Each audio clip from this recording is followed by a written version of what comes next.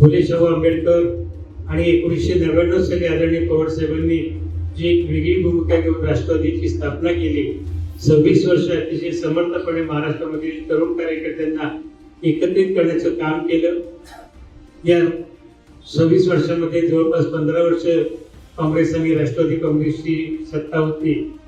तो कारभार महाराष्ट्राने पाहिलेला आहे आणि गेल्या 2014 ते 19 आणि गेल्या 2.5-3 वर्षांमधला महायुतीचा कारभार देखील महाराष्ट्राने पाहिलेला आहे.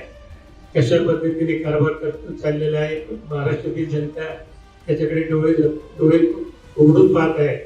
येणाऱ्या स्थानिक स्वराज्य संस्थांमध्ये राष्ट्रवादी काँग्रेस पक्ष शरदचंद्र पवार हा निश्चितच चांगल्या प्रकारचं यश घेईल अशी आम्हाला खात्री आहे.